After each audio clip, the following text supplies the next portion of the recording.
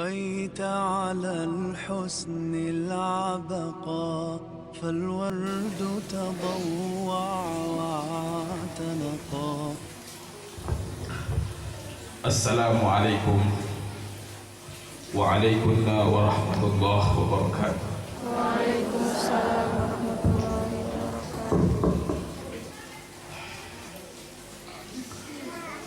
الحمد لله الذي أمرنا بالاتحاد والوفاق ونهانا عن الشقاق والنفاق، ونستغفره ونتوب إليه من سوء الأفعال والأخلاق. أشهد أن لا إله إلا الله وحده لا شريك له، المحسن الرحيم الخلاق. وأشهد أن محمدًا عبده ورسوله المبعوث متمما بمكارم الأخلاق. اللهم صل وسلم وبارك على سيدنا محمد وعلى آله وأصحابه أجمعين.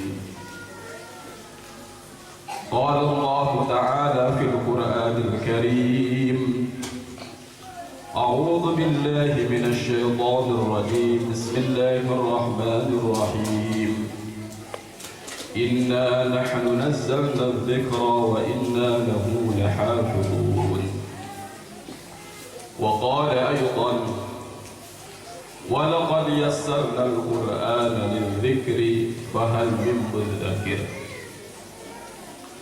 وقال رسول الله صلى الله عليه وسلم: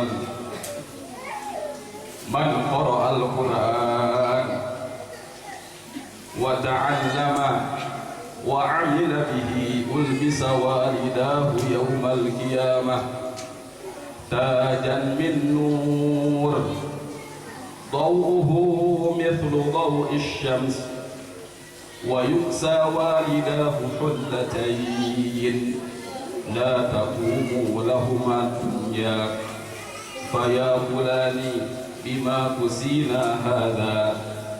فيقال: بأخذ ولدكما القرآن، أو كما قال النبي صلى الله عليه وسلم. Hadirin bapak-bapak, ibu-ibu, para wali santri yang kami muliakan, kita bersyukur kepada Allah Subhanahu wa Ta'ala. Alhamdulillah, kita dapat menyaksikan simaan kubra 30 juz Al-Quran salah satu santri Pondok Pesantren Nur Madinah angkatan yang ketiga. Alhamdulillah, kemarin kita mulai ba'da asar sampai malam jam 10, 12, 13 juz. Kemudian dilanjutkan lagi jam 2 malam sampai subuh. Alhamdulillah dapat 20 juz. Kemudian tadi pagi jam 6 sampai saat ini alhamdulillah sudah 29 juz.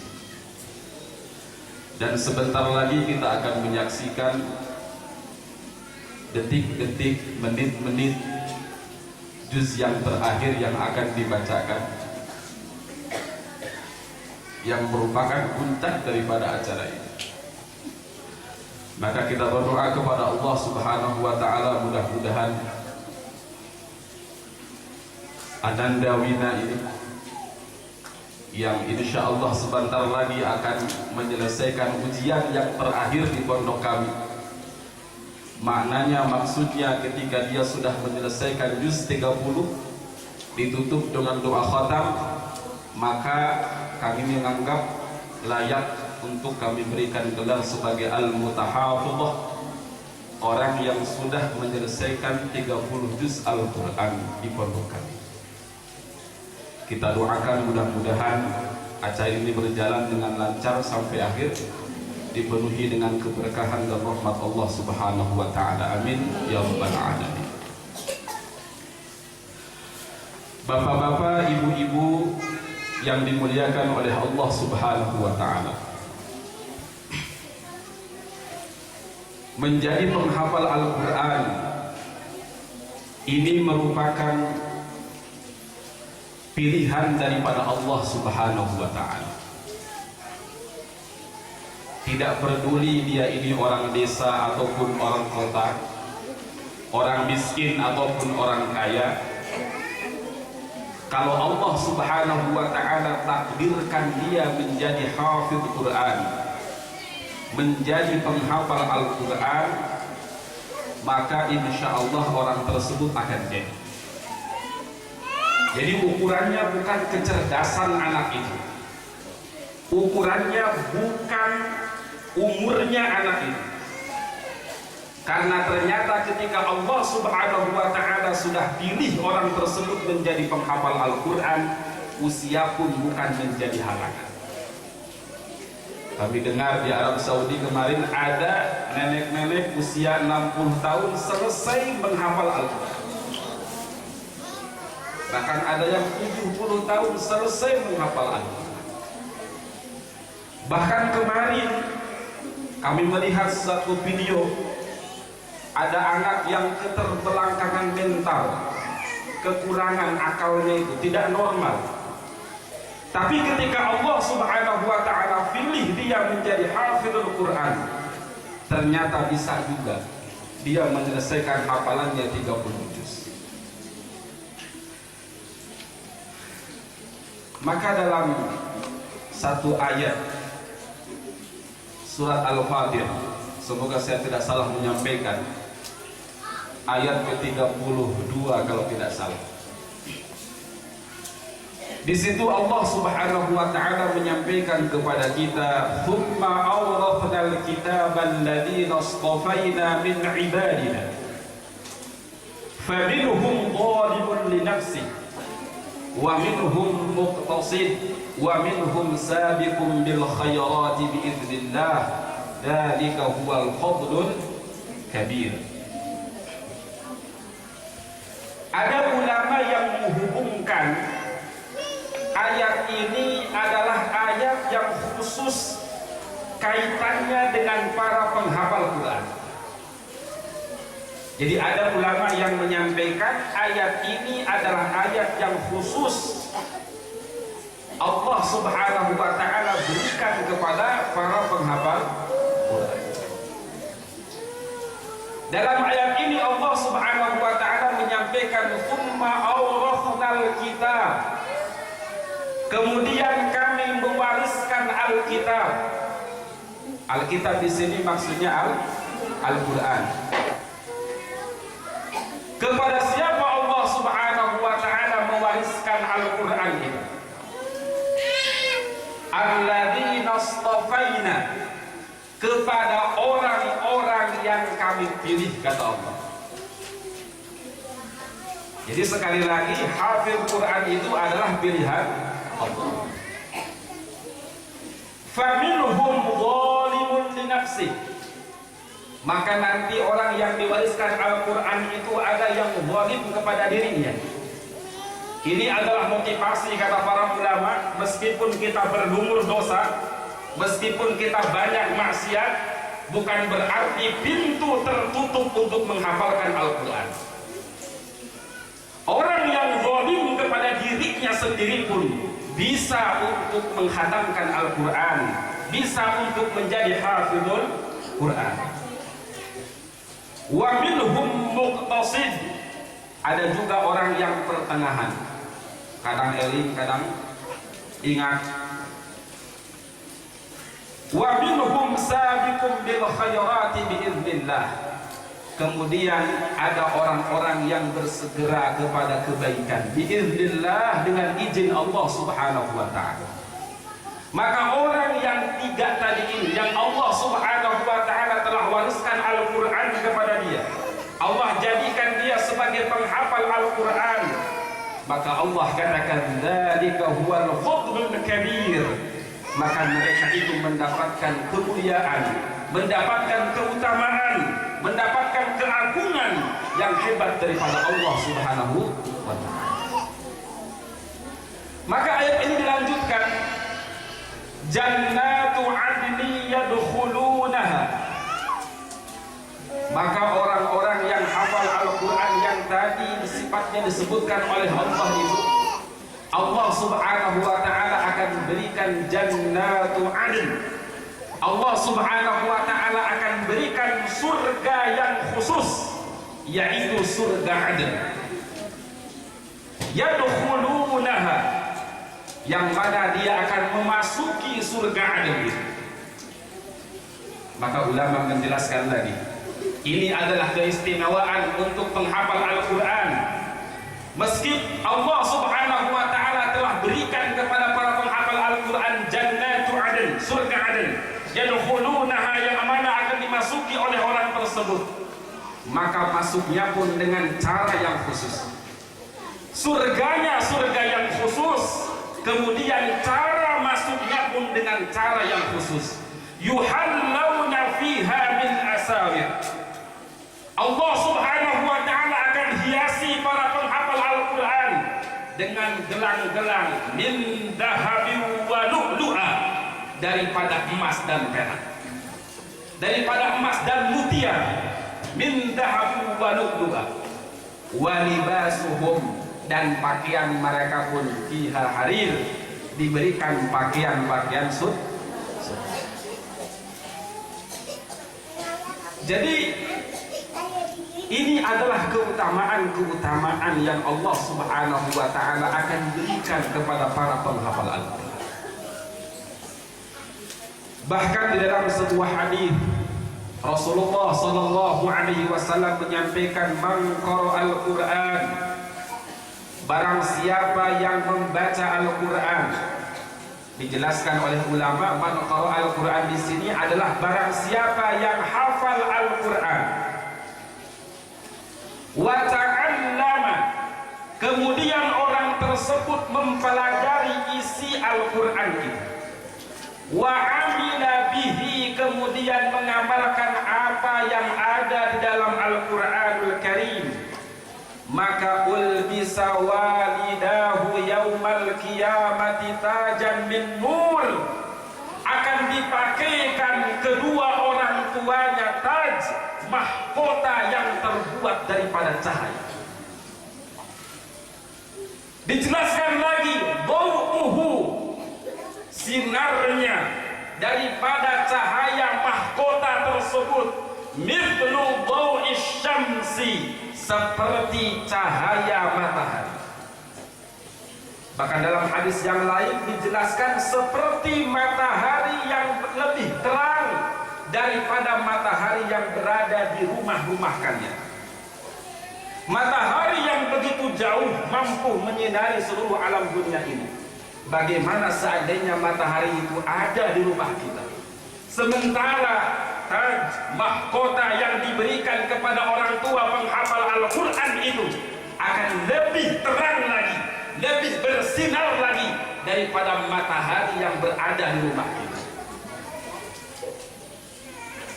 Wa yuksa walidahu hullatain, tidak cukup orang tuanya itu diberikan daripada mahkota, akan diberikan juga pakaian-pakaian daripada sutra, yang mana nilai daripada pakaian itu la taqumu lahumad dunya, tidak bisa dibandingkan daripada dunia dan seisinya. Begitu mahalnya, begitu hebatnya pakaian-pakaian yang Allah Subhanahu wa Ta'ala akan berikan kepada orang tua yang anaknya hafal Al-Quran. Sehingga orang tuanya itu heran, datang ke akhirat merasa tidak punya amalan yang hebat, tahajudnya biasa-biasa saja, kadang kesiangan, sholatnya biasa saja, baca Qur'annya biasa saja. Dia tidak merasa punya amalan yang hebat. Tapi kenapa Allah memakaikan mahkota? Kenapa Allah memberikan pakaian sutra? Sehingga dia bertanya kepada Allah, bima kusina hada, ya Allah, kenapa engkau memakaikan kami dengan pakaian seperti ini? Fayuqalu lahuma, maka dikatakan kepada keduanya, bi akhdi waladikuma al-Qur'an, karena anakmu itu telah hafal Al-Quran.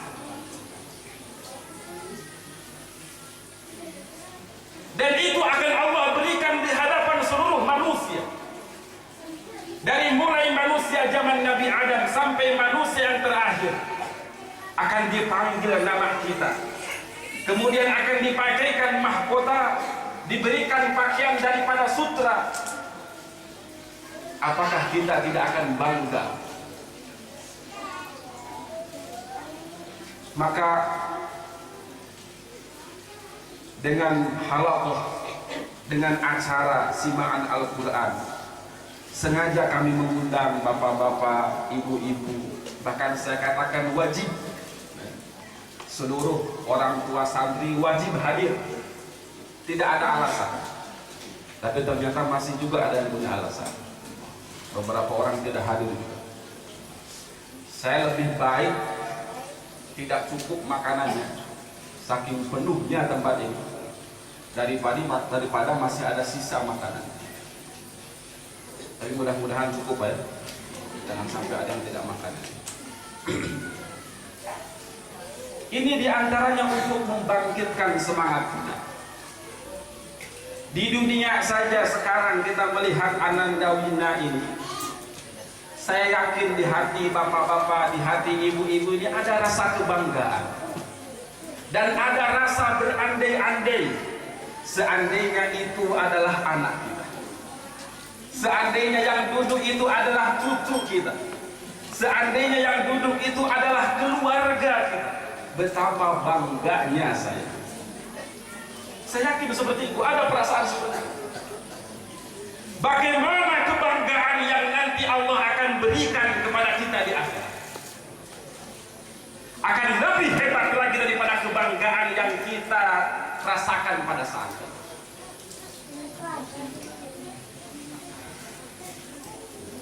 Hidup kita hanya sebentar.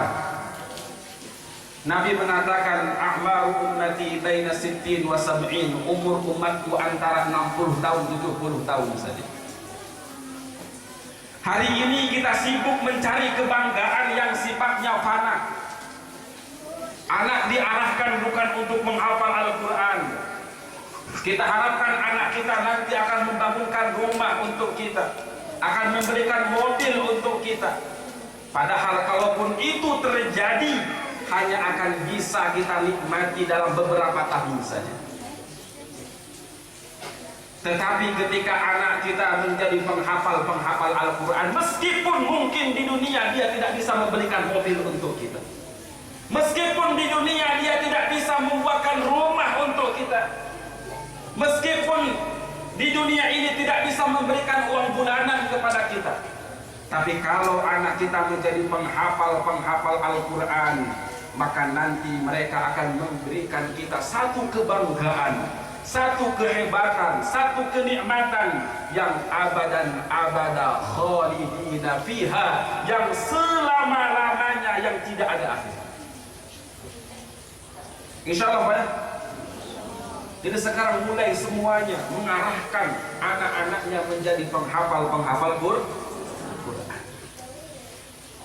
Dahulu di zaman Nabi Musa alaihissalam dikatakan, di zaman dulu sebelum Nabi Muhammad sallallahu alaihi wasallam, yang hafal Taurat ini hanya 2 orang saja. Yang pertama, manusia yang paling dibenci oleh Allah. Yang kedua, manusia yang paling dicintai oleh Allah. Yang paling dibenci oleh Allah adalah Qarun la'natullah alaih. Dia hafal Taurat. Qarun itu hafal Taurat, sehingga dia bisa menggali ilmu daripada Taurat. Dia bisa membuat satu cairan, ketika cairan itu dimasukkan ke dalam kayu, maka akan berubah menjadi emas. Kepada benda akan berubah menjadi emas. Kemudian yang kedua, orang yang paling dicintai oleh Allah, yaitu Uzair, Nabi Uzair. Ada yang mengatakan Nabi Uzair untuk Nabi. Maka orang-orang Yahudi saking takjubnya, seolah-olah di zaman itu mustahil ada orang yang hafal Taurat itu mustahil. Maka mereka mengatakan wa qalatil yahudu Uzairun ibnullah. Orang-orang Yahudi mengatakan Uzair itu anaknya Allah. Kenapa Nabi Uzair dikatakan anaknya Allah? Karena Uzair hafal daripada Taurat. Seolah-olah mustahil, seolah-olah mungkin yang bisa itu hanya anak Allah menurut mereka. Tetapi Al-Quranul Karim diobral seobral-obralnya, sebebas-bebasnya.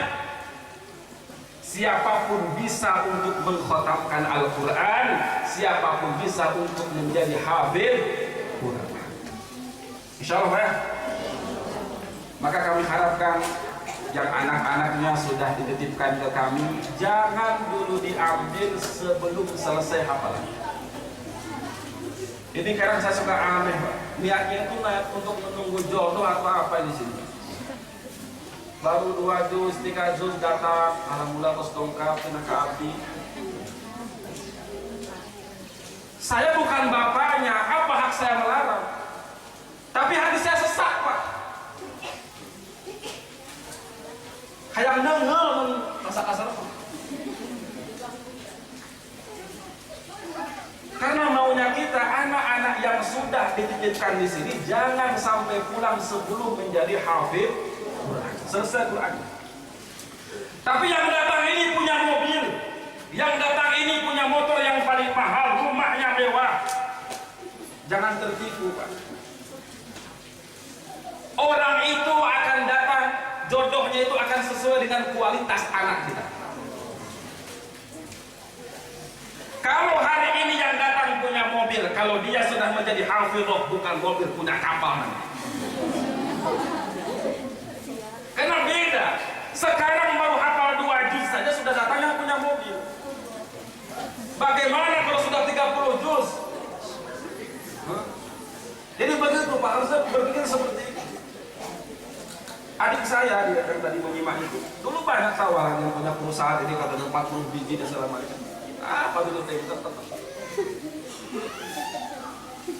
Alhamdulillah selesai. Ya meskipun dapatnya biasa juga. Tapi tidak masalah, karena bukan kita mencari dunia, yang mencari ilmu. Insya Allah ya. Jadi tolong, baru 3 juz, tapi anak saya susah nih Pak. Kemarin teman adik saya ini, adik saya sudah pulang, sudah ngajar, sudah punya lulusan di sini. Ternyata tahun kemarin ada temannya beliau nih, temannya adik saya ini simaan Quran 30 juz. Harinya sama masuk dengan adik saya, waktunya pun hampir sama, sama-sama menghafal. Adik saya lebih cepat selesainya, dia 11 tahun baru selesai. Tapi karena kesungguhan orang tuanya, kesungguhan anaknya, selesai juga. Jadi nggak usah mengatakan baru 3 tahun tidak selesai, oh nyari bodoh, enggak Pak. Karena tidak ada itu ukuran harus 3 tahun, 4 tahun. Karena menghafal Al-Quran, membaca Al-Quran adalah kebaikan. Semakin lama menghafal Al-Quran, tandanya Allah menginginkan anak itu berlama-lama dalam kebaikan. Jadi jangan kayak gitu, aku 5 tahun terus karena aku kawin pentong gitu.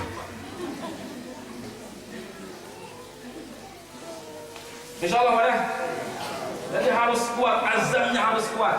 Anaknya kuat azamnya, bapaknya pun kuat azamnya, semuanya kuat. Kemudian dibantu dengan amalan, ya. Jangan sampai budak nadi dia ngapal Quran, ilmu nggak diimbang nonton TV. Ini nggak nyambung. Poslet nulis sedikit, jadi tidak nyambung. Seterusnya tuh nggak ada. Maka kami dapati rata-rata anak-anak yang tidak selesai itu rata-rata karena amalan orang tuanya di rumah yang tidak beres. Silahkan isomnya dicek, ya. 3 hari jalan atau tidak. Kemudian seringnya nonton TV atau waktu mahal. Mesti ada pengaruh Pak, ada pengaruh. Maka insya Allah ya, Kalau perlu baca Yasin, niatkan untuk anak kita supaya hafal Quran. Kalau perlu baca satu Quran, niatkan untuk anak kita dimudahkan menghafal Quran. Insyaallah semuanya begitu ya. Jadi sekali lagi saya berulang-ulang, bahkan saya sampai nabi santri saya itu sampai saking ini, saya mengharamkan diri saya untuk hadir kepada anak yang belum selesai. Harus seperti itu. Sampai nadar seperti itu saya tidak akan hadir pernikahan kamu yang belum selesai. Tapi terpaksa juga ada ngundang, aja saya bayar nadarnya, orang kafarohnya. Allah. Maksud saya bukan apa-apa, supaya ada semangat. Jangan sampai yang sudah datang ke sini tidak selesai hafalan. Maka yakinkan husnudzan, kata guru saya, ketika Allah mendatangkan anak itu ke tempat kita, maka yakin Allah tidak menzalimi anak itu, pasti dan pasti dibekali dengan perangkatnya, dengan kemampuan. Kalau di sini programnya menghafal Quran, kemudian anak itu kok dikirimkan ke sini, entah dengan keinginan bapaknya, keinginan ibunya, atau keinginan anaknya itu sendiri, ataupun gak ada niat sama sekali, kasasar Kadur Madinah misalnya, tapi cicing di dia, ngapal Quran di dia, berarti yakin di dalam diri anak itu ada kemampuan yang Allah berikan untuk menghafalkan Al-Quran. Meskipun tidak mesti 3 tahun, 4 tahun, 11 tahun, 12 tahun, tidak masalah. Yang penting anak itu selesai menghafal Quran. Kemudian selanjutnya kepada orang tuanya, Ananda Wina juga, di kami ada program setelah selesai menghafal Quran itu ada khidmat. Jadi artinya mengajar 1 tahun. Jadi jangan terima lagi Pak ya, sebelum 1 tahun ini. Ini warning juga. Jangan sampai nanti lebaran langsung diambil, sudah ada jodohnya, enggak. Ada wajib di sini untuk khidmat mengajar selama 1 tahun. Depending dulu, kalau ada jodoh tunggu sampai tahun depan. Ya. Kemudian kami pesankan untuk mengulang terus-menerus kepada para santri juga yang sudah meniatkan dirinya, mengazamkan dirinya untuk menjadi penghafal Quran. Kalau menjadi penghafal Quran adalah cita-cita kita, maka murojaah adalah pekerjaan seumur hidup kita. Ini prinsip. Kalau cita-cita kita ini adalah menjadi penghafal Al-Quran, berarti murojaah, mengulang hafalan itu adalah pekerjaan seumur hidup kita. Jangan main-main. Setelah hafal Quran, mendapatkan gelar hafizah, habis itu santai-santai, ini tidak boleh. Maka nanti pun seleksi juga orang tuanya ketika mencarikan jodoh. Ulah ujung-ujung tukang somai, ke pesantren tenawon, langsung ke para rubuh. Diseleksi, bisa nggak dia menjadi partner anaknya itu menjadi hafiz sampai mati, menjadi hafizah sampai mati. Kalau seandainya tidak bisa, nanti malah disibukkan dirinya dengan dunia, maka lebih baik jangan diterima. Insyaallah ya. Mungkin seperti itu saja. Mudah-mudahan ada manfaatnya. Inilah detik-detik yang paling bahagia dalam diri saya, Pak. Ketika melihat salah satu anak didikan kita selesai hafalan. Kebahagiaannya tidak bisa diungkapkan, bahkan mungkin tidak bisa dituangkan dengan materi. Tapi cukup Allah Subhanahu wa Ta'ala yang tahu bagaimana isi hati kita. Insya Allah kita akan lanjutkan acara yang selanjutnya, juz yang terakhir. Maka insya Allah semuanya fokus, semuanya mendengarkan. Setelah itu akan dilanjutkan dengan doa khatmil Quran. Jadi semuanya tawajuh, doa betul-betul ya. Terutama doakan pondok kami. Pondok kami ini masih terbatas Pak tempatnya ya. Ini masih lihat bapak-bapak dikumpulkan sigah naon gitu tempat anu kacida sempitna ibu oge sami. Maka mudah-mudahan Allah Subhanahu wa Ta'ala mudahkan perluasan pondok Nur Madinah. Insyaallah kami berniat untuk membeli tanah ini yang di pinggir, maka mudah-mudahan Allah Subhanahu wa Ta'ala kabulkan. Untuk kata malah eskeun dina doa teh Pak ya. Salah bener manaon ek di mana duitna gitu nya wallahu alam. Tapi rek eskeun dina doa khatmul Quran teh kumaha Allah permudah untuk menyempurnakan fasilitas pondok pesantren Nur Madinah. Insyaallah. Insyaallah kepada Ananda Wina untuk maju ke depan lagi kita akan dengarkan. Semuanya pegang Al-Quran Ibu. Juz 30 kita dengarkan. Setelah masuk kepada Wadduha atau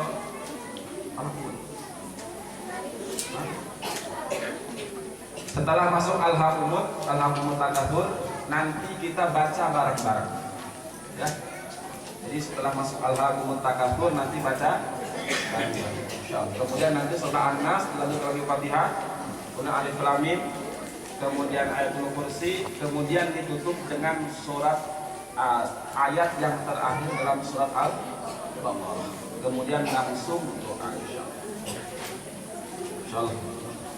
Ada di buku.